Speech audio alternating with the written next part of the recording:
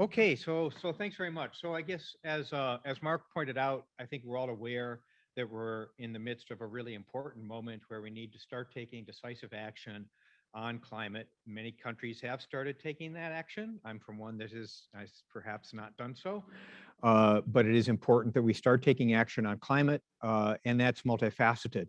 It involves reducing emissions, of course, so engaging aggressively in the energy transition, but it also involves making sure that we're prepared for the climate damages that are yet to come. As you know, we've experienced just over the past couple of years some really severe and unexpected and unprecedented in many ways extreme events. So think about the heat wave in the Pacific Northwest that was just remarkable, strikingly hot and deadly. The flooding in Germany, the wildfires in Australia and in California. So climate change is upon us. We're not in a new normal. The new normal is that things are just going to get worse. So we need to take action, and we need to be timely and aggressive about it. What I'm going to talk about today is a particular aspect of taking that action and climate impacts, and it's looking at it from a macroeconomic lens. There's been an awful lot of work in macroeconomics that has focused on what are the macroeconomic costs of climate damages. So when there's going to be the impacts that we've seen so far, or ones that are going to be worse, like increased mortality and agricultural productivity going down and so forth. How do we quantify those, and what are going to be the costs of those, and how do they add up to GDP? And a lot of that work has been done in the context of, say, estimating something called the social cost of carbon, or the SCC, which is the damages from emitting an additional ton of CO2.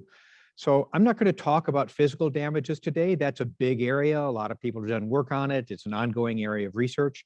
I'm going to talk more about transitional damages, and in particular about policy costs of the cost of efficient and inefficient macroeconomic policy. So in brief, okay, so there's a lot of words. You can see that, yes? Sort of, probably not so well.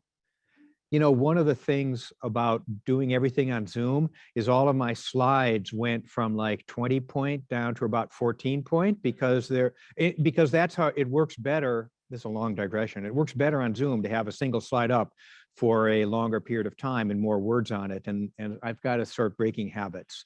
So, okay. So what I'm going to focus on, if you go back to a nice framing of the different costs of climate change that I attribute to Mark Carney, is physical costs, liability risk, and transition risk. And I'm going to focus entirely on the macroeconomics of transition risk. And within transition risk, what I'm going to focus on is the policy aspect of transition risk.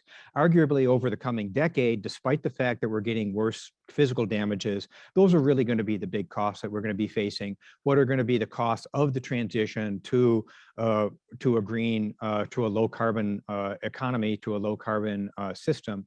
And how is that going to impact the macroeconomy? So most of the work that's done in this area is in the literature. Most of the studies that are done in this literature are using fairly stylized large macroeconomic models.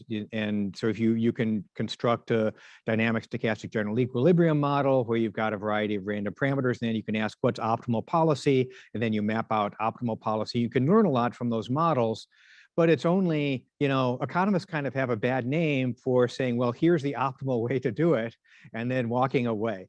And that's okay. It's helpful for a moment, but then you really can't do the walking away. You have to talk about what actual policies look like and what are their impacts.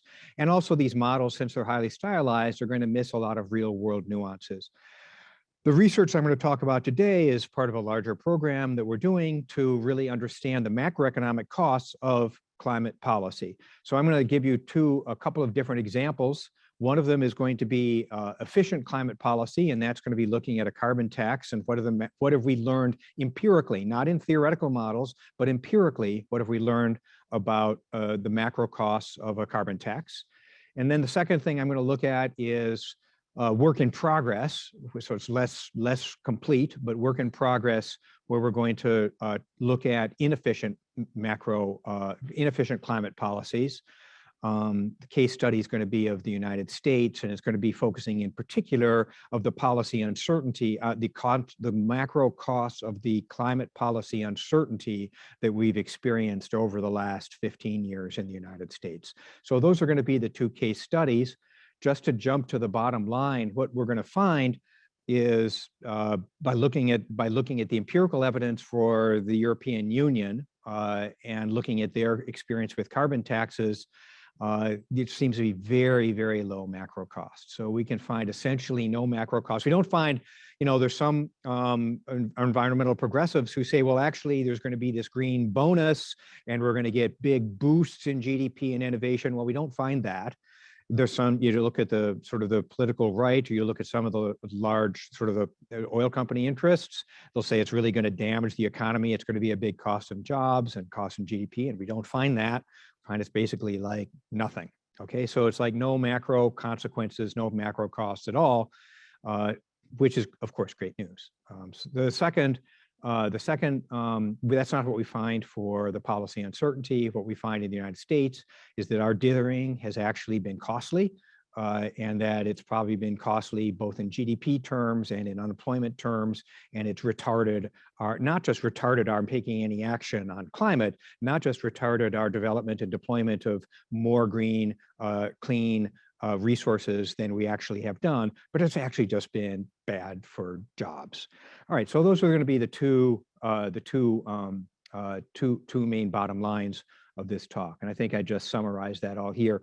And I do then want to make a bit of a non sequitur. I don't know, it's a bit of a digression, but I wanted to put some concepts out there also. So I'm going to just slide one more thing into here that wouldn't have been here if I'd been talking in back when this was scheduled originally, before I did sort of as Omicron hit, which is Ukraine, and what are some of the aspects of that. And a lot has been said in the talking head world about Ukraine, but I have a couple of observations here that at least I haven't seen being made before, and I'd be really interested in hearing any input that you might have on those thoughts too, as they relate to the energy transition. Okay. So that's the basic outline. That's what I'm going to talk about. I realize I failed to thank. I did thank Mark and the mosquitoes, but I forgot to thank Catherine and especially Mr. Marleau for setting all of this up. And I really do appreciate this opportunity to be up here in person. Okay. So I think we're probably everybody in this room is aware that one of the criticisms of, for example, carbon taxes, but of climate policy more generally, is that it could be costly to the economy.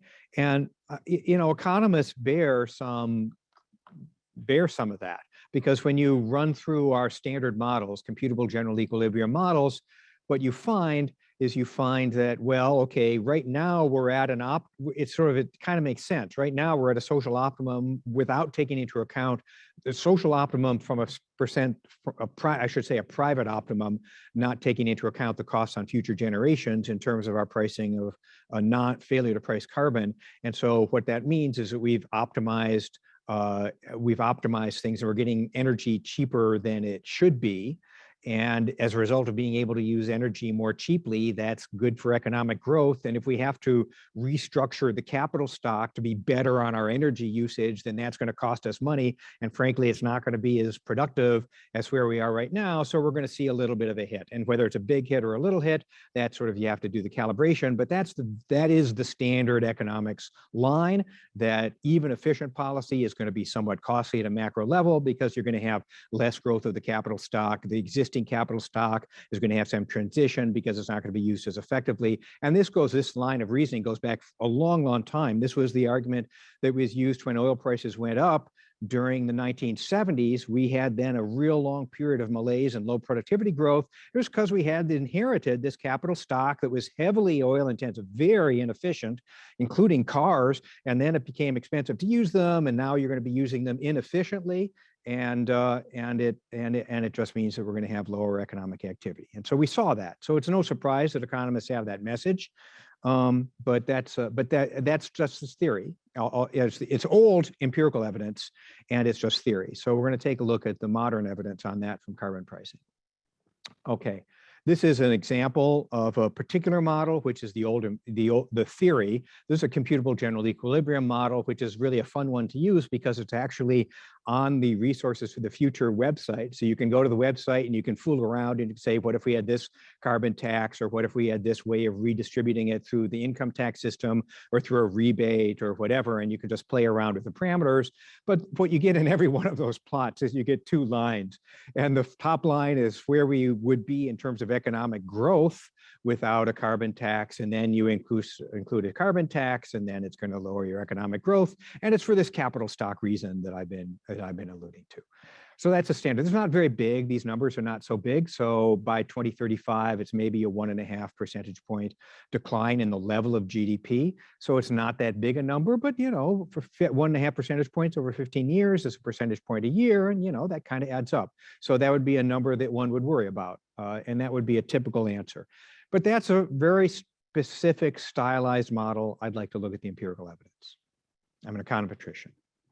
So what we're going to do is we're going to look at empirical evidence, and we're going to look at empirical evidence from Europe. So this is a paper that is joint with Gib Metcalf that's coming out in American Economic Journal Macroeconomics. And so what we do is we went back and we got data from 1986 to 1990 through just a couple of years ago on the European Union.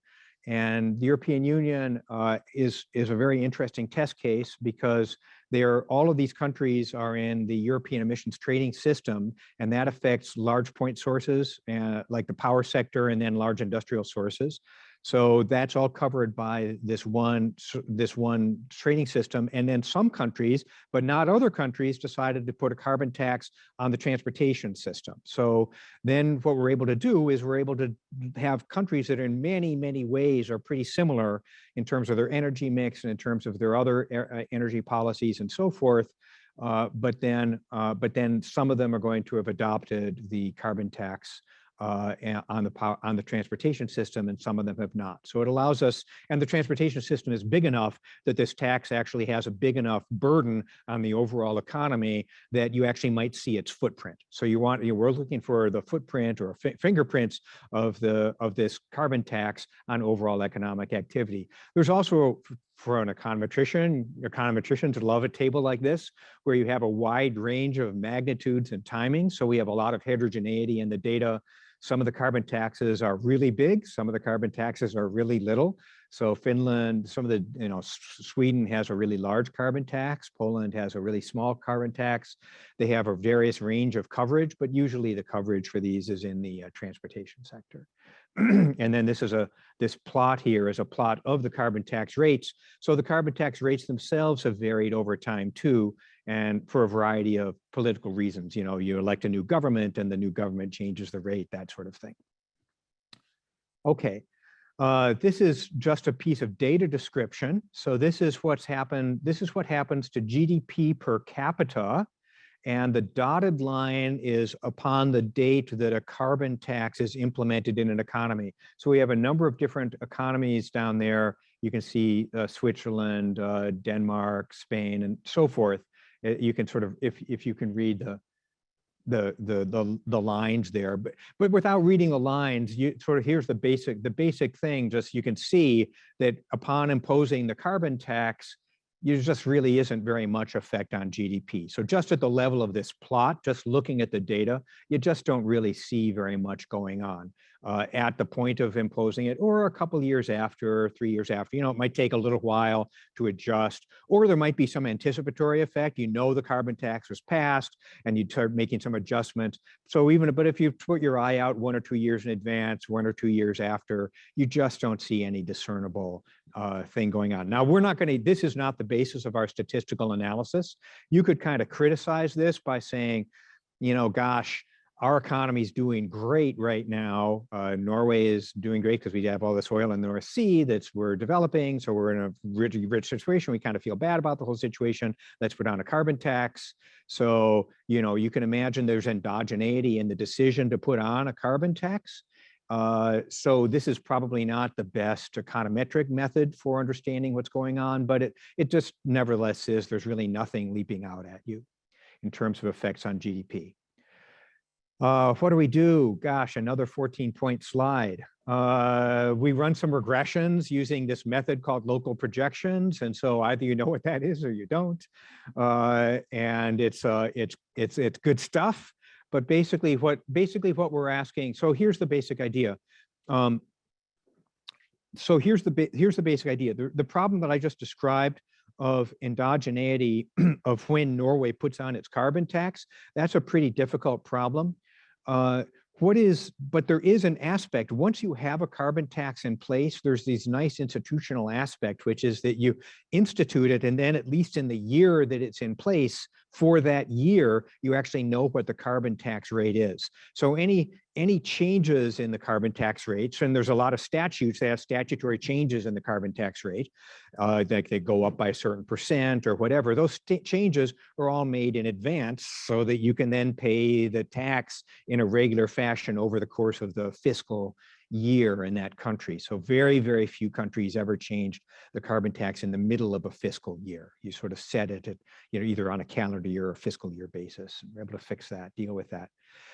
What that means is that any changes in the carbon tax rate are going to be uncorrelated with whatever happens in the economy next year. So the carbon tax rate goes up on January 1st, and then we go along and it turns out there's the war in Ukraine and all these other things happen, but none of that actually has any effect on the carbon tax rate because the carbon tax rate was changed in advance. So we're able to use that timing of the carbon tax rate being changed in advance of all the stuff that happens over the course of a year to disentangle the causal effect of the carbon tax rate change on overall economic activity. So that's the basic structure of this analysis here. Okay, so here's where I'm going to just show you a bunch of plots. And these plots, now the horizontal axis here is the number of years after the implementation of this rate change.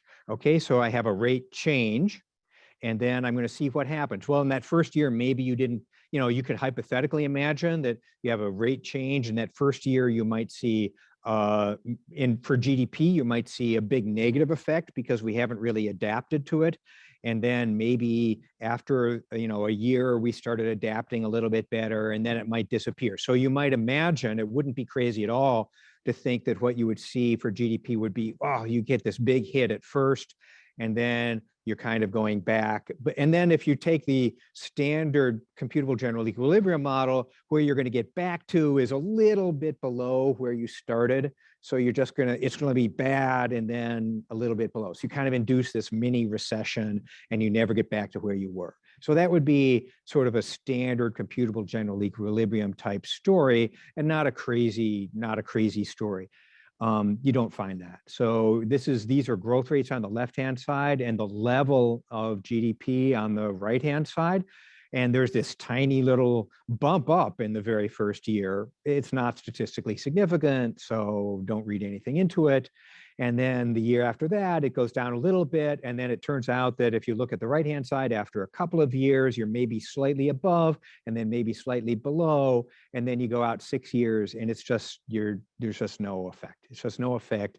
You can't discern any effect on GDP from on the level of GDP from this implementation of this carbon tax rate change. It just is not, it's just not there. I should mention all of these plots are scaled to a $40 carbon tax that goes across 30% of the economy, because these are looking at motor, essentially transportation sector fuel taxes. Okay, so what's this? This is employment. So what do you see on employment? You see basically no effect in the first year, and maybe a little tiny dip down in the second year, and maybe a little after 1 year, and after 2 years, maybe a tiny blip up. And if you look on the right-hand side, which goes to the level of employment, it might have been the case that you see, oh, it's really bad. And then we have all of this adjustment and then we figure it out and then people lose their jobs, but then they go find other jobs. And then we come back to some place and people are not employed quite as much because we don't have quite as much capital stock or something. That's not what you find. You just find no effect, find no effect, find no effect. This is manufacturing employment. So you could say, oh, this is evidence of, if you look at the chart on the right, you end up pretty much higher after like a couple of percentage points higher after 6 years. So maybe this would be this thing called the Porter hypothesis, or you get people to do lots of innovation, and then there's actually more employment in manufacturing than there would have been before. But then the econometrician would point out that it's not even close to statistically significant and it's pretty noisy. So you probably shouldn't read too much into it. But it certainly isn't evidence that this is hammering in manufacturing. And maybe it's positive, but it's not negative.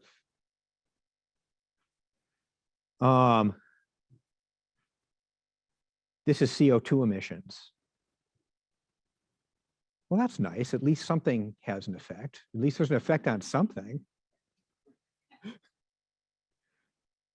Looks like CO2 emissions go down. And then once people sort of get organized and understand the tax, maybe they're able to do some additional savings. They might buy a somewhat more fuel efficient car. So initially they might drive a tiny bit less and then they buy a somewhat more fuel efficient car. And you kind of end up with lower emissions.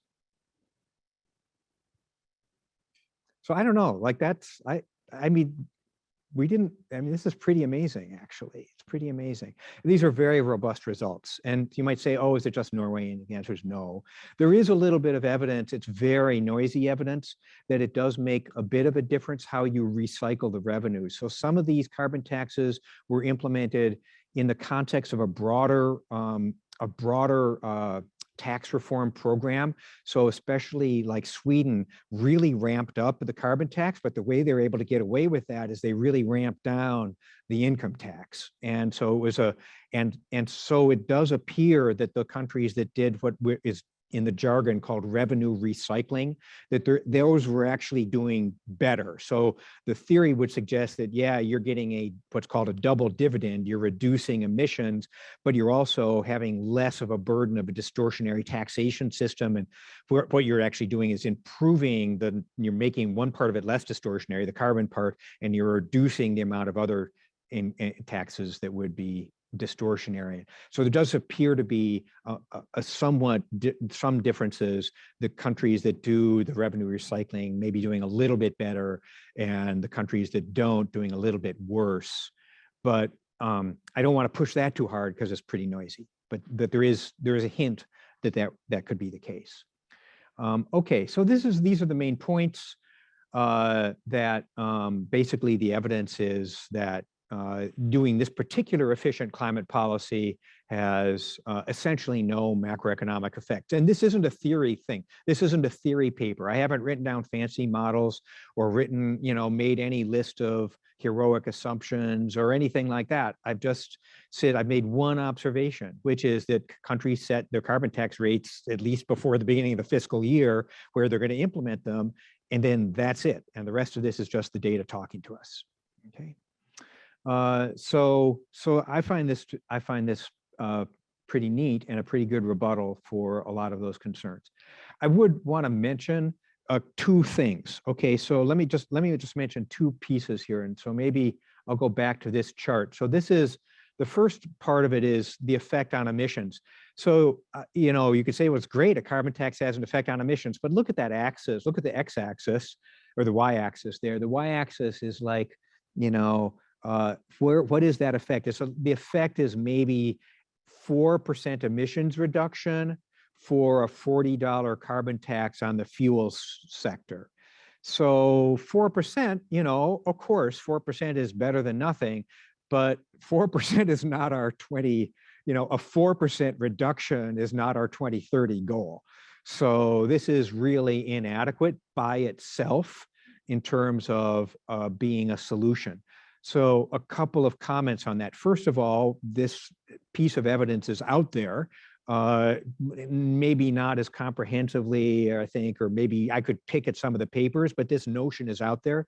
There's a nice review paper in environmental science letters by Jessica Green at the University of Toronto that does a review of the effects of carbon taxes on emissions. And she finds the literature is focused, finds fairly similar small effects.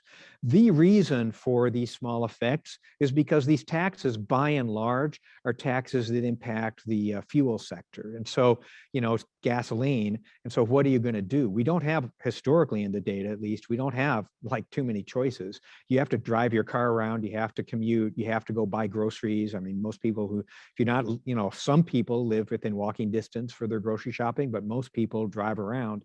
And if you're doing that, then, you're going to have to drive. Maybe you drive a little bit less, maybe you get a somewhat more fuel efficient car, but it fundamentally is not a lot of opportunity to substitute what we would think of as a really green technology or clean technology for your existing technology. Now, of course, that's changed because we can go buy an EV, assuming you can, jump in the queue for the EV. But historically, that's been, and so that's why these elasticities are really quite small. If you do simulations for the United States of what the effect of a carbon tax would be in the United States, you actually find very large effects. And the reason for that is that a carbon tax that would hit the entire United States wouldn't make very much difference, at least at first, in terms of driving, and it wouldn't make much difference in terms of airlines, but it would make a really big difference in the US power sector. So a small carbon tax in the United States makes coal a lot more expensive, and it simply becomes economically unfeasible, and coal just very, very quickly drops out of the system. And even natural gas, and these simulations are all using old prices, not today's prices on natural gas. Even natural gas becomes quite expensive. So you see very deep decarbonization in these simulation studies, and it's quite robust across different models. They can be econometric models or optimizing models.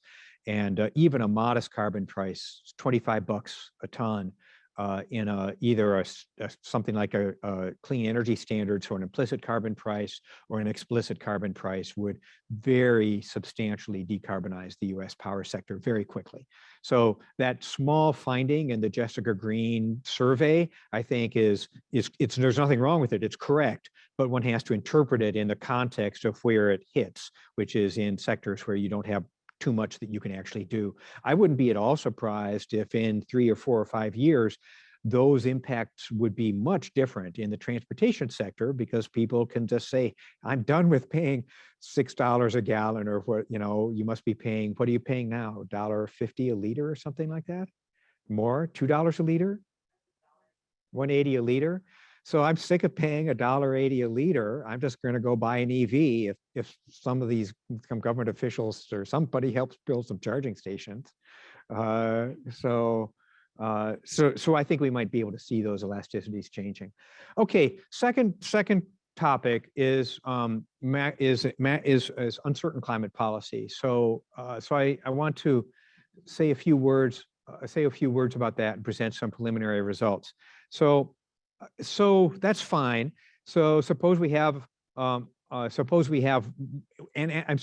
part of a portfolio of efficient climate policies is a carbon tax. There's other parts of efficient climate policies, such as building out charging stations and such as incentives for innovation and so forth. Those are also important. I've looked at just one of them because we happen to have great data on it. Another aspect is, well, in the United States, whatever we have, it's not efficient climate policy, and it's probably best characterized as policy uncertainty. So we've had a huge amount of effort. I was part of that effort when I was in the Obama administration. We've had a huge amount of effort working towards climate policy. We then had a huge amount of effort reversing all of that. We now have a huge amount of effort trying to make things happen. To a first approximation, this is what actual policy has been, and this is what stated policy has been.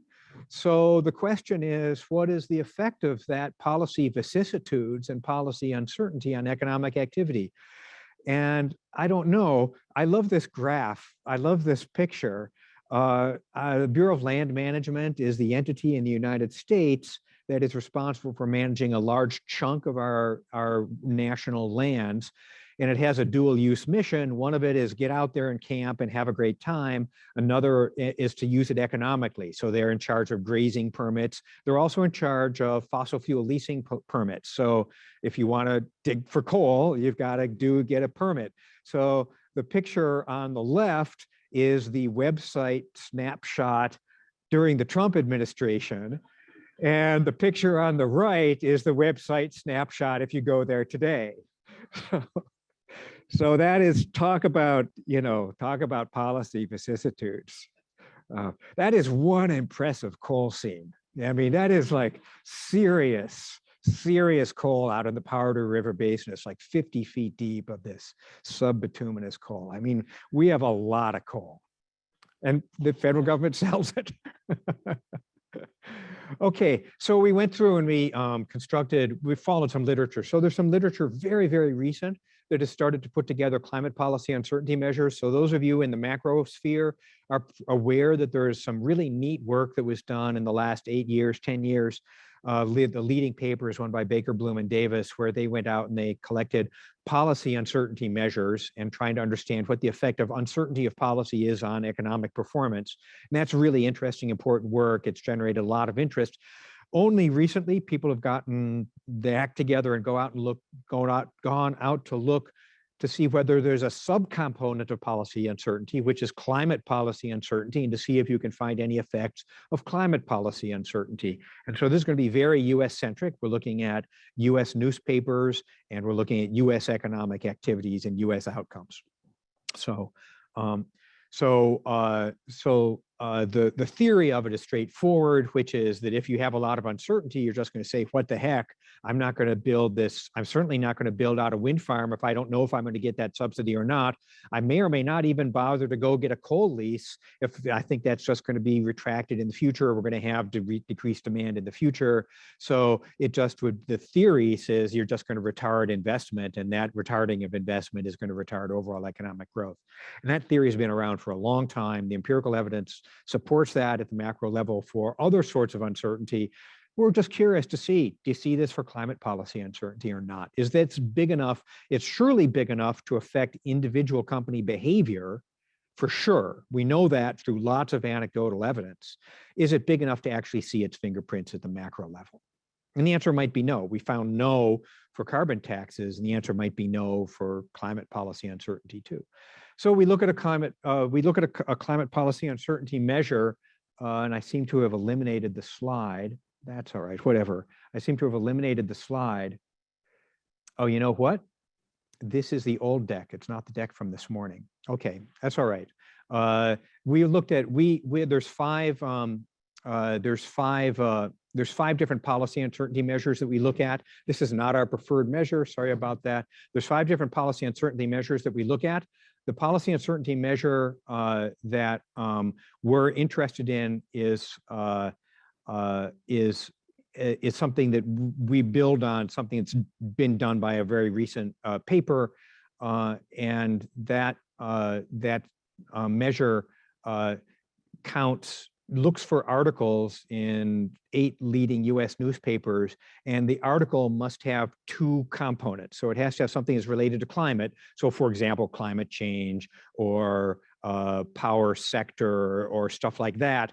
And it has to have something that's related to policy. So for example, regulation or act, as in a bill or something like that, or legislation or something, or presidential. So something that links the climate part and the policy part.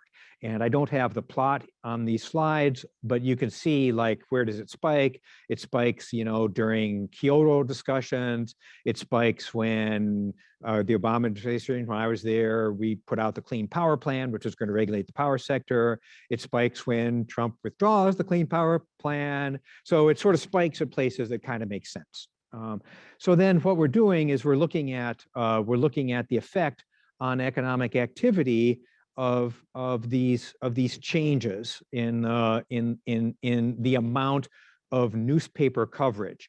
Now you can argue, I think it's a fair question to argue whether or not the newspaper coverage is really a measure of uncertainty. I don't know. There's a long debate on this in this literature, so we could entertain that debate, but I'm just gonna put that aside, actually. I think the general working hypothesis is that more discussions in the newspaper of climate policy would raise the prospect that something would happen and or wouldn't happen, and that sort of is a measure of the vicissitudes. Maybe it's not a great measure, but that's the measure we use. In any event, what we find is that it has actually a statistically significant noticeable impact. So this is if you increase the amount of newspaper articles by 1 standard deviation about climate policy, you find that that's actually bad for industrial production, that industrial production goes down by 0.4 percentage point over a couple year period, and that the unemployment rate goes up by maybe, well, less than 1 percentage point, but by something over say a 1 year period. And then that kind of abates, but it does seem to be the case. So the industrial production is the second column, and unemployment rate is the third column. And you can see that it's like there's something there. And we have in the current work, we have 5 different measures of this, our preferred measure, but then there's a number of other ones in the literature and other ones we're playing around with. And there's a surprising amount of coherence across the different measures in terms of what you see as the effects of these climate policy uncertainty impacts. So this is work in progress, but it does appear that there's this fairly small, so 1 standard, so reducing, you have enough of these announcements where we decide we're going to leave Paris, or enough of these announcements where we say we're going to really have a tough clean power plan. Oh, just kidding. You have enough of that stuff, and it kind of accumulates into unemployment that's maybe a little bit higher than it needed to have been, and industrial production's maybe a little bit lower than it needed to have been. So it does seem to have some fingerprint there. We'll go through, and this is work in progress, but I'm surprised that the signal is as clear as it actually is. Okay, so let me just shift over in the last for a little bit with some thoughts on Ukraine. So I'm going to do a little transition here, and I know that this is a bit of a segue, but I've been puzzling over this, and I'd love to get some thoughts about this. Let me see. Is there something I should say here? Actually, I'm going to say one more thing. On this. So all I've talked about here is climate policy uncertainty.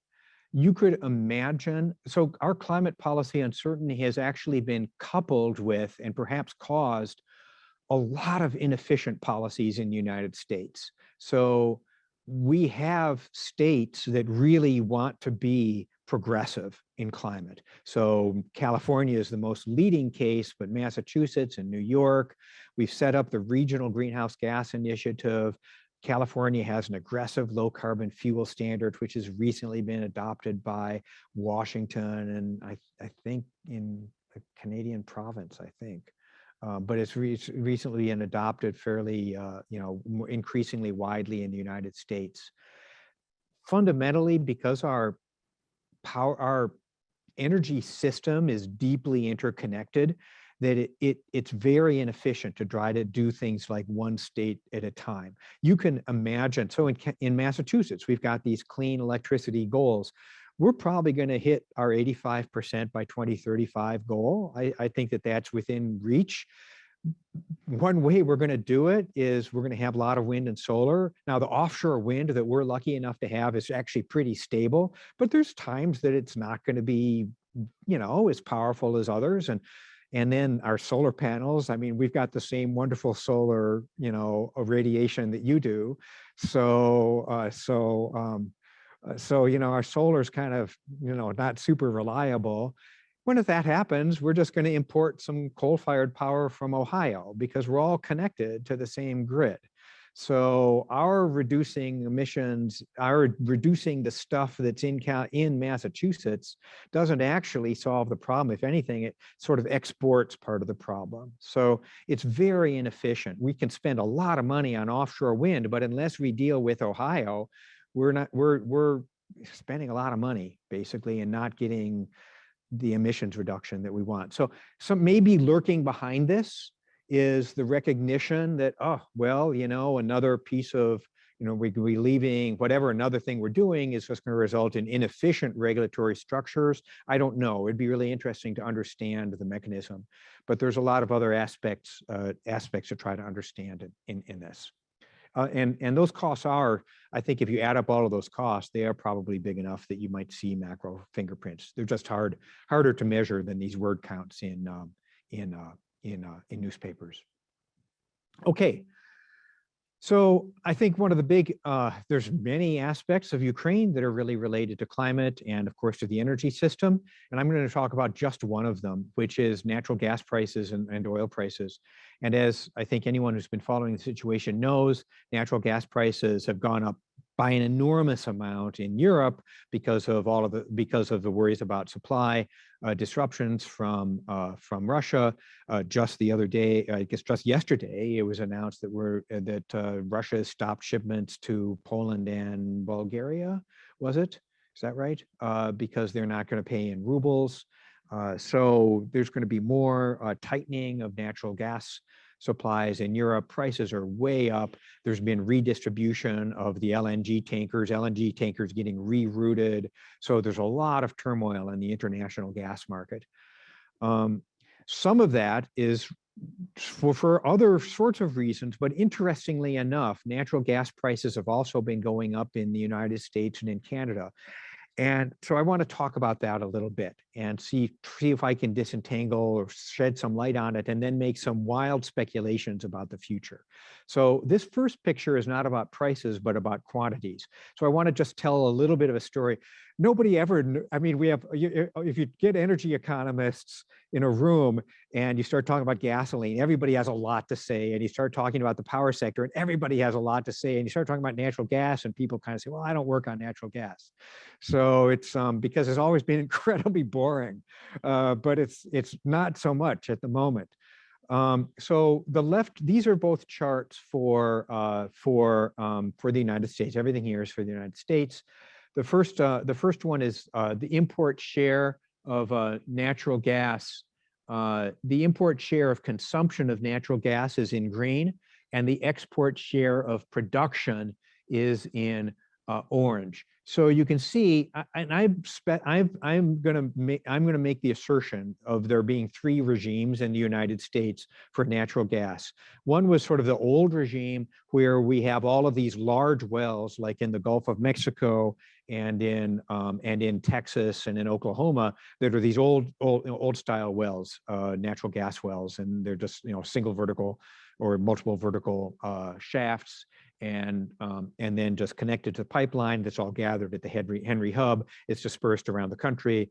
Those wells, conventional production is getting smaller and smaller. Not as many new wells are being drilled because we're sort of using up that resource. So that's the resource limited era. And it's also one in which we started doing more and more imports from from the world through liquefied natural gas facilities. So I believe the first liquefied natural gas facility in the country was built in Boston way back in the 1980s, I believe it was. It might even have been earlier than that. And we've been degasifying in Boston and using that as our natural gas supply for decades and decades. And our natural gas system is connected by pipeline to the rest of the country, but not so much. I mean, it's at capacity, and most of our marginal stuff comes through our natural gas deliquefaction port. So that you can see that first period. Obviously, there's a high seasonal pattern in natural gas use because it's used a lot for heating. But then that's episode period one, where the export share of production was actually quite low and very stable. We were doing lots of imports. Stage two is what I'll call the fracking revolution. So the fracking revolution is where you start to see natural gas pipelines being built out across the United States, and an increase in production of natural gas. There's more exports of natural gas. Most of that in the first instance is going down to Mexico, but then there's a big decline in this expensive LNG stuff. So we're instead we're instead spreading around. It starts in Pennsylvania. Turns out Pennsylvania, we were able to build one more pipeline into New England, so we get that up there. We start using less of the LNG, and you can see that declining. And then there's a very interesting period 3, and that's the period we're in right now. In period 3, I've denoted. So period 2, I've just made up an ending date to begin, the end of 2009, because it's kind of vague. When did fracking really take a big effect? Period 3, I've dated that to the opening of the first big LNG export terminal in the Gulf, which is this Cheniere Train 1 terminal that you see in the picture there. And so now they've got train 6 in operation, and there's many other trains. And what you can see is that the export share of production is now up to like 20% in that orange chart. And so this is and net natural gas exports. We're now a net natural gas exporter, whereas we used to be a net natural gas importer. So this is energy dominance, right? So what's really interesting about that is, what are the price implications? If we're now actually connecting ourselves to the rest of the world, and you are connected to us by pipelines. So whatever is happening to our prices, so there's the Alberta hub, and the Alberta hub price, that actually, it doesn't track the Henry hub price 1 for 1, but it's pretty close to it tracks it. It tracks the Henry hub price. And so you're kind of connected to our price, and now we're connecting our price to the rest of the world. We're not there yet, because we're still, right now, we are exporting at capacity. So because we're at capacity, that means that the world market is still disconnected from the US market. But the moment that we start expanding more liquefied natural gas capacity, you could imagine a circumstance, especially if demand drops, that we are reconnected. We're connecting our natural gas price domestically to the international natural gas price. And that would have really big implications. So historically, this picture on the left is the Brent oil price and the EU natural gas price. And it's quite remarkable. It is amazing how closely tied Brent and EU natural gas actually have been historically. Now, I stopped this picture in like September, because if you look at it most recently, the natural gas price in Europe goes crazy. But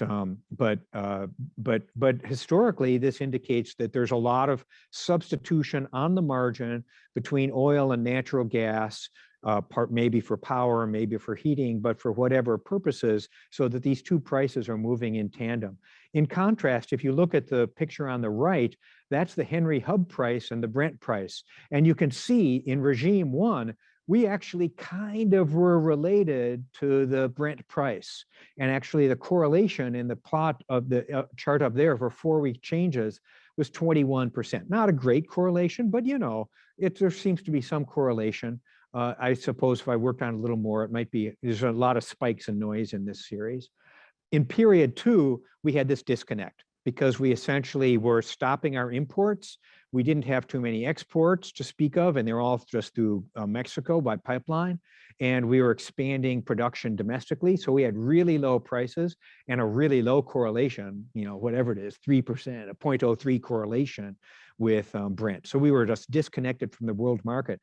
Now we're back to the same previous correlations. And so this raises a really interesting specter as to whether or not we've reconnected natural gas prices in the United States, but here, to the rest of the world. Now, we haven't yet, because we're still only at like $7 or $8 an MMBTU. And I mean, it's berserk. It's like $40, $50. The Ukraine situation is made the world prices go crazy, and we're not connected to the world prices. It costs somewhere in the vicinity of, say, $6 to gasify, transport, and reliquefy natural gas. So, but suppose that, you could imagine that natural gas prices in Europe go back to where they had been in the, say, the $10 range or $12 range. We might, or a little more than that, we might be looking at $8 gas or $7 gas in perpetuity. So we might be looking at more expensive gas here in Canada and in Europe. and importantly, a lot more volatile gas prices. So if you look at the good old days of fracking, our gas price was incredibly stable. And it's just because we were just serving a very stable demand for household heating and cooking and stuff like that in the United States. We weren't subject to international geopolitics. It was just like, you turn on your heat. Those days could be over if we have now reconnected to international markets in natural gas. So that's an interesting thing to think about. It has implications for economic activity, has implications for monetary policy. It means that oil price shocks could have a broader effect than they might have had, more recently. It says we could have more volatility through this channel. If we go back to the transition risks categorization that we started with, this is one more risk of a non-transition. So I would call this a non-transition risk, or a risk of failing to get off of fossil fuels that we have now sort of unexpectedly and without necessarily thinking it through, potentially are on the cusp of reconnecting ourselves to international gas markets and oil price volatility being even more impactful on the real economy than it was. So those are the those are the remarks that I had to make. This is just a brief summary of where we are. Thank you very much for indulging me on the Ukraine oil gas speculation.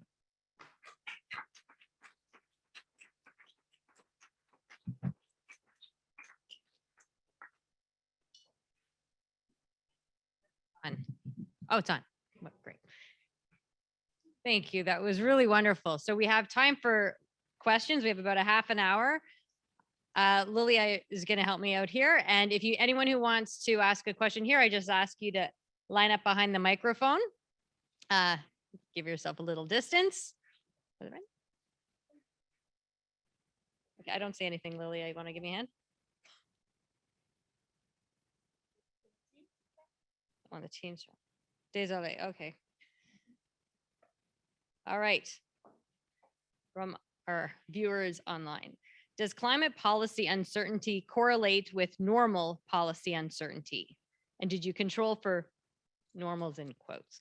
Normal policy uncertainty. I can imagine that these uncertainties about various topics could happen at the same time, for example, because of a change in administration.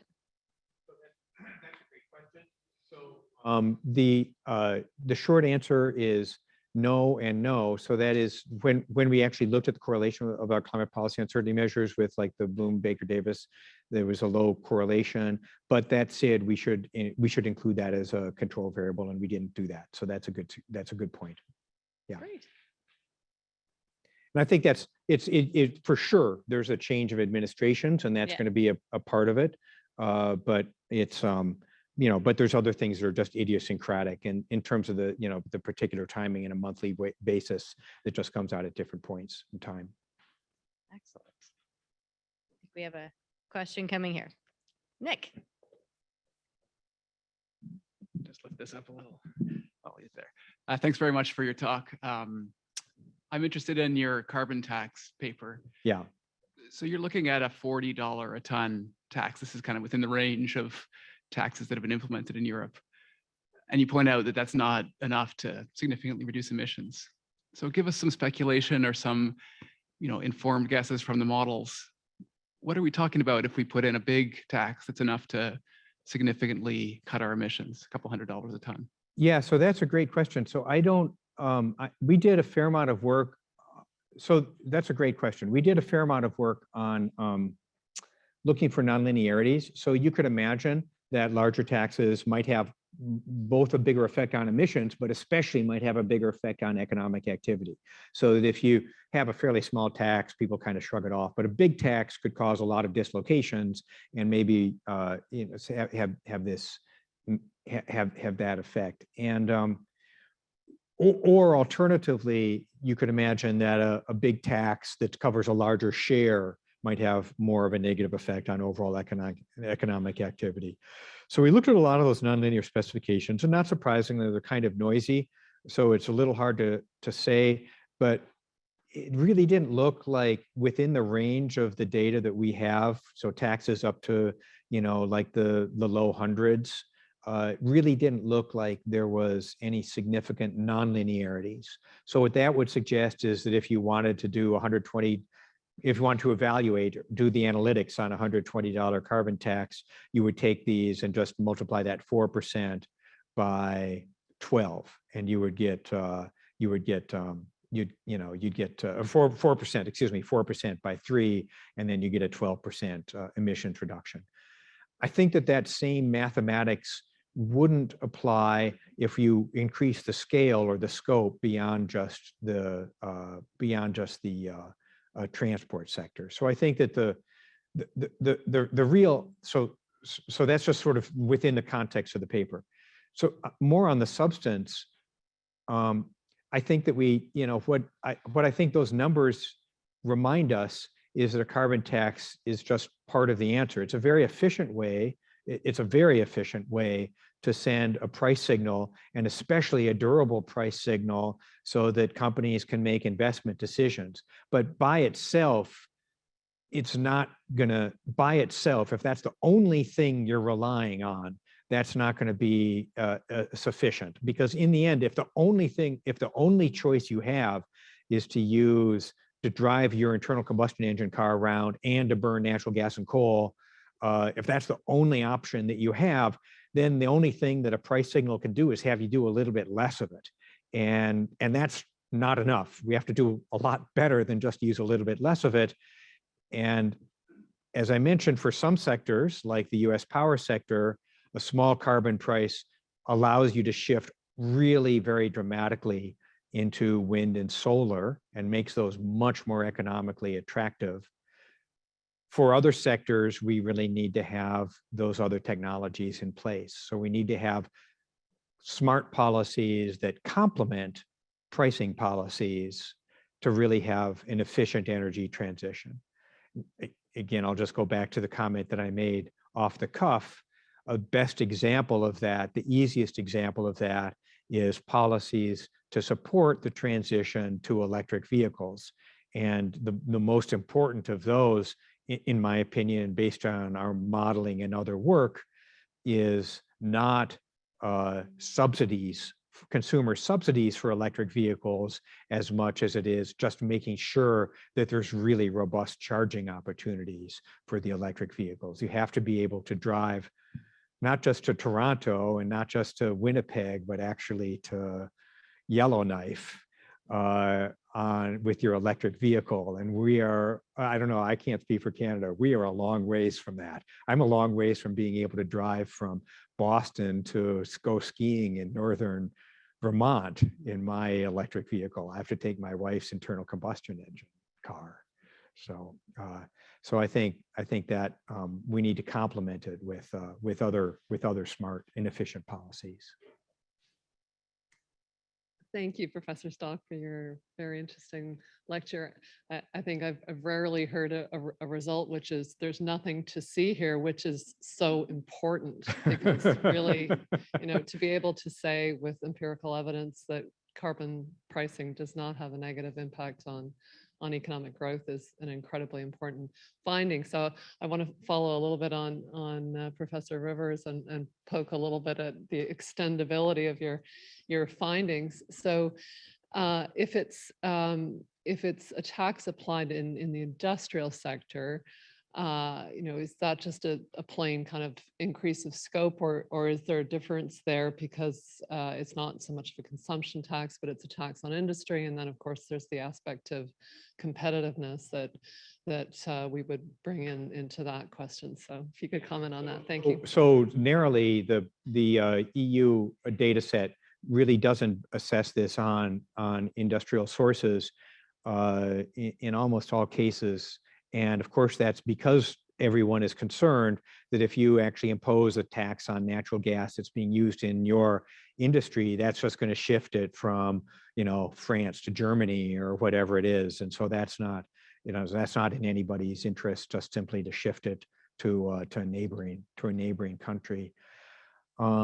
I mean, that, avoiding that means that you have to do it collectively, or you have to implement border carbon adjustments within the EU. They can't implement the border carbon adjustments within the EU. So it gets into this sort of more complicated scale. But I think the key, so the sort of at a high level, there's 2 points to remember. One is, if you're going to have a tax like this on industry, it has to be accompanied by a border carbon adjustment, so that you don't have, you don't simply export the carbon and you don't export the jobs, which would happen otherwise. And the second key thing is to sort of think about, well, where are you actually going to have a powerful lever? Is a carbon tax on industry going to be the most powerful lever that's available? And that's going to be a very industry specific answer. So for an industry like steel, a fairly modest carbon tax, a $40 a ton carbon tax, is going to be totally in the noise, and it isn't going to remotely make conventional steel production anywhere close to competitive. I mean, it's not going to make green steel production, like, green hydrogen, and using some new process where we have hydrogen furnaces rather than coking coal and coal furnaces. It's not going to make those anywhere remotely close to cost competitive. So all it is doing is it's just making your steel a little bit more expensive, and maybe Chinese steel relatively more cost, more attractive. So you've really got to have the technology policy that's going to promote those very, very expensive new ideas right now, like, green hydrogen arc furnaces, for green hydrogen steel furnaces, or alternative methods for concrete, or maybe even direct air capture, because you might not be able to find anything cheap enough for steel. So you might have to actually do direct air capture or capture the flue gas. All of that stuff is expensive, and we should be investing in all of that technology now to try to make it cheaper, and to see what actually works, and to have a really broad net on all of the different options. And then eventually we'll figure that out. So I think that, I would not personally be a strong advocate towards moving towards a carbon tax on the industrial sector right away, because I don't see a lot of substitution of possibilities in the industrial sector. There's nothing wrong with doing it just for precedential, and you have it on the books and so forth, but it really would be a mistake just to say, been there, done that, once you extend a carbon tax to the industrial sector. Great. I have a question from Carolyn Fisher. Although carbon pricing has been expanding, the bulk of what OECD calculates as total effective carbon pricing arises from energy taxes, and, as you note, mostly transportation fuels. Yeah. Most of the employment and macro concerns from carbon pricing revolve around imposing significant carbon pricing on industry, especially trade exposed sectors. Yeah. Do we have good empirical evidence to consider the potential impacts of economy-wide carbon pricing and the effects of complementary measures like free allocation, border adjustments, clean energy subsidies, et cetera? Caroline, I think, thank you for that question. That is similar to the question that we just had, and I wish that we did have that good, that great empirical evidence. I think at this point we have to do clever stuff, and I know that, a lot of that clever stuff is being done at Resources of the Future and other entities where people are studying industrial responses within the European EU ETS as they get impacted, and seeing what the effects on industrial activity are of the EU ETS. So I know there is ongoing interesting work focusing on the employment impacts within carbon pricing schemes, and that would be impacting industrial sectors. And so I think that's ongoing work. And so I guess some of the papers on the EU ETS suggest that maybe the impacts are larger on jobs from when they hit the industrial sector, but I don't want to start quoting results without the papers right in front of me. Fair enough. I'll keep reading here, but please feel free to line up at a microphone. You have focused on US and Europe in your presentation. How are climate policy and resilient methods different for developed, developing, and island states apart from resource availability and geographical locations? Yeah. So that's an incredibly important policy question, and an incredibly important human cost question. I'm just going to give my opinion. So this is sort of me speaking as a person more than an economist. So this is a problem that the first world created. It's a problem that we need to solve in the first instance. What does solving mean? Solving, in my interpretation, means creating those technologies that actually provide a less expensive pathway towards energy development and addressing energy poverty in developing countries than using fossil fuels. So we can see how that might actually happen, certainly through wind and solar and distributed energy resources and things along those lines. You can see how those can happen through the widespread adoption of electric motorbikes in developing countries. So you can imagine those pathways happening. To ask developing countries to actually pay substantial resources costs now for that, I don't think that doesn't make sense morally. It doesn't make sense economically. I just don't see how that's something for us that we can actually ask them to do. What would be ideal is, as those countries develop, we could try to help. Putting the infrastructure in place that's going to support a clean, electrified future, and also clean uses of biomass that are locally produced. So how can we support that, but not really insist that there be any cost, additional costs? I mean, the first order problem for many of these countries is addressing the energy poverty needs. Our first order problem is addressing emissions and making it cheaper for those countries then to become, for them to be able to choose, to economically choose the low carbon solution in the future. Nice. Stuart. I'm going to test the Nick Rivers microphone height issue here. So Stuart, we met last night. I'm going to switch a little bit and go to your title. I'm curious about what drove Harvard to create a vice provost, climate and sustainability, and what impact, more importantly, what kind of impact has it had on the university? I thought you meant the title of macroeconomics and climate change. Your title. So I'm just, as a university professor, I'm curious about what impact you feel that's really had on changing the university's direction and pace. Yeah, so I'm in September, the president created a new position. The president of Harvard created a new position, which is the vice provost for climate and sustainability. He asked me to do it. I said, sure, not quite knowing what I was getting into. I think it's a hugely exciting possibility. I'm gonna phrase this at the 30,000. I'm gonna do the 30,000 foot, and then I might dig into a little bit of Harvard stuff. But I'm gonna do the 30,000 foot. 30,000 foot is, we've got a problem.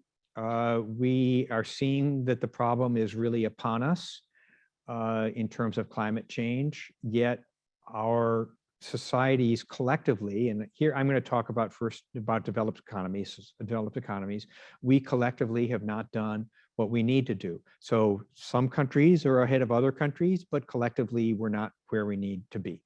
So you could say, universities are doing a great job. We invent great stuff with batteries. We have people who do great theory on carbon pricing. We have people who are, good at running regressions on gas prices. We do lots of good stuff. All of that is true. It is not enough. It is, if you step back, have we turned a corner here? I don't think we've turned a corner in terms of actually moving in a real, in any sense, the direction and the speed that we have to in terms of emissions reductions and hitting our targets and sticking to 2 degrees or 2.5 degrees. 2.5 degrees. We're not on the right path. So universities have to do more. They have to try. So we're trying. We have created this new position. We have a very major institutional initiative to really ramp up the amount of work that we're doing. in terms of basic research and in terms of education, but also in terms of real impact in the world. I come at this from having worked in the administration, and although in my youth I did a lot of theoretical calculations for econometrics, in my old age I want to reduce tons. And I'd like to see Harvard make significant progress in that dimension too. And Harvard's not alone in needing to do more and recognizing that it needs to do more. Stanford is starting a new school of climate and sustainability. Columbia has announced that it's having a school of climate. I suspect a number of other universities, I know a number of other universities are increasing their activities. Yale already has a substantial program. I'm sure you've gone and looked at the Yale program on climate communications, which is a terrific entity. We all need to do more, and we all should be working together to do more. So, more means the things that we're traditionally good at. So that means research, it means teaching. It also means providing the intellectual, sort of a trusted third-party resource for understanding climate issues and for trying to move things forward. So then if that's the ambitious 30,000-foot goal, then of course, what that means I've been doing for the last 7 months is talking to faculty and deans and donors and stuff. It's like it's the work of university administration. But as we do this work of university administration, it's incredibly important to keep these big goals in mind, and that we have collectively as universities, and I've only spoken about North American universities, but collectively as universities, we have this big responsibility too that we need to take. Excellent. So I will answer one question, ask you one, and then we have a question over here. So will the recording of the event be shared with attendees on Zoom? Yes, that is the plan. Excellent. Then we have a question from Lawrence Goulder, a former guest of ours here, which is a follow-up. You've suggested that carbon pricing isn't enough, that we need complementary policies. You gave the example of public policy to provide EV infrastructure, the charging stations. What other complementary policies do you think might deserve priority? Thanks, Larry. And I think as many people in this audience know, Larry is one of the intellectual fathers, one of the real founding fathers of the theory of different aspects of carbon pricing, including clean energy standards and clean electricity standards and efficient sectoral pricing. So it's great to have Larry's input. So I think the most obvious place to start is thinking about technology policies. So there's nothing special about climate in this, but there's what's often referred to as an innovation or knowledge externality. So if I develop a new technology, that might the knowledge of how that technology works, even if I own some patents and even if I try to keep some secrets, I mean, in the end, people can do some reverse engineering and they can see what I did. And that means that the next person is going to say, if you'd only done this, it would have been a little bit better. And then they drive down the cost curves, and I don't recoup all of the benefits of my nifty invention. I actually only recoup a small amount. I'm going to underinvest in inventing. So that's a generic problem. We get around that in the drug space by having very robust federal funding for drugs, and then special arrangements and so forth. That suggests that we need to have a variety of mechanisms in the policy space in energy that are going to address some of those concerns as well in the energy area. So the most obvious one is R&D programs. So there's this entity called ARPA-E in the Department of Energy that does seed grants for crazy but potentially really impactful ideas that could be resulting in really cool green technology, or they could bust, but who knows, but let's figure it out. And then there's potentially roles for intermediate level investing. Now, some of that is done through private sectors, but there's an argument for more of a role for dealing with valley of death issues. And then there's questions of how are you going to direct investment into solving some of the really big problems? There's always a huge tension because we don't, as governments, at least in the United States, we don't have a good track record picking winners. So how can you set things up to incentivize investment in inventions and investment in important new technologies, but at the same time, not just get stuck in some bureaucratic box. So I think there's a lot of issues of program design there that are really hard ones. But that certainly is an important example. All right, oh, yes, I'm sorry, your turn. We're out of time, it's okay. We're not, but the questions keep coming in, so, but please. Okay. Go ahead. I don't know what everyone's, this mic is perfect height. It works great. Thank you for the insightful talk. It really was a privilege today. I'm most interested in your section on the cost of policy uncertainty. Yeah. In particular, policies and governments tend to have kind of one shot. There's usually opportunity cost to what they're going to champion, perhaps in their first term or in their first year. And I'm curious if you've seen any difference in the cost of policy uncertainty on climate relative to others. So I guess the question I'm getting at is policy uncertainty on climate more expensive or more costly than in other areas? I wish I could answer that. I am writing down that question, and I will we will answer that in the future. Okay. All right, I think I have one more. The results, which is related to the uncertainty. So the results that you presented on the impact of climate policy uncertainty did not include emissions. Any thoughts on how policy uncertainties will influence emission reductions? Is it possible to presume that it may have significant impact on technology uptakes and hence emissions reductions? Yeah, so that's a good question. So emissions in the first instance, emissions in the very short run, emissions are largely very closely connected to just what overall output is. And that's because we have these, technologies. If you reduce power, at least especially in the United States, you reduce demand for electricity, you're going to be reducing emissions. So I would expect that when we look at emissions, I'd expect to see similar drops, similar blips in emissions, but the channel wouldn't be because of the uncertainty. The channel would be through these other economic effects. The one paper, the name of the author is escaping me. I'm really sorry about that. That has this another one of these climate policy uncertainty studies, didn't look at economic activity, but did look at emissions and saw this short-term downward blip in emissions. But I suspect that that's through the economic activity channel, not through any sort of innovation channel.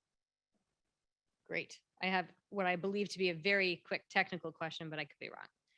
In the panel location projections, are you using instruments? And if so, are the confidence bands robust to their quality? Okay, so great question, a question Maybe not close to my quick. heart. I wonder who asked that question. So that's a question to, sorry? Linda Calaf. Oh, hi, Linda, how are you? Okay, so that question is close to my heart. This is just straight LP, so we're not using instrumental variables, so there's no weak instrument questions that come up. The identification scheme is simply this timing scheme, but the timing scheme is credible because you set that tax rate in advance of the year because that's how the taxes actually work. Wonderful. I think there is another question in the back of the room, but maybe we can take care of that after. I just want to, maybe we'll hold it for after the talk though. I'm sorry. All right, super quick, please. But come ask at a microphone so people at home can hear you. We know that climate change is affecting monetary policy, always adding challenges to monetary policy, right? Fires will affect production and therefore that probably will require an action from the central bank. The question is how the central banks can, besides or beyond this challenge, help to reduce gas emissions. Yeah, so I mean, the challenges of central banks in this realm are multiple. A lot of it is just defensive action. So how can you, ensure systems, monetary, financial system stability in the face of such impacts? And that's what a lot of the climate stress testing is all about. There is an aspect which I think is much more prevalent in Europe than it's certainly not in the United States, which is how can the central bank be sort of proactive in terms of trying to move forward the climate transition. That's simply not something that the US central bank believes is in its purview legally to do.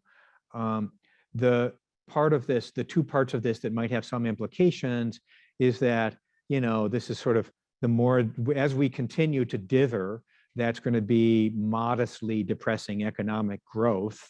So that's just, you got to deal with that as a central banker. I'm not sure what the implications of that are for monetary policy, but it's just an input into monetary policy. And then the other thing that probably is more impactful for monetary policy is this third part that was unrelated, my digression on Ukraine and reconnection of natural gas prices. If natural gas prices connect to Brent, that could have really noticeable implications for US economic activity and vulnerability to oil prices during until we actually make this transition. So I think that actually is for the monetary policy side of things, that's probably the most impactful part of what I've said. Wonderful. I want to thank all of you for coming, being here in person. I'd like to repeat what Vicky said earlier, thanking our comms team, Brigitte, Carl, Lilia for everything, helping me with the questions just now.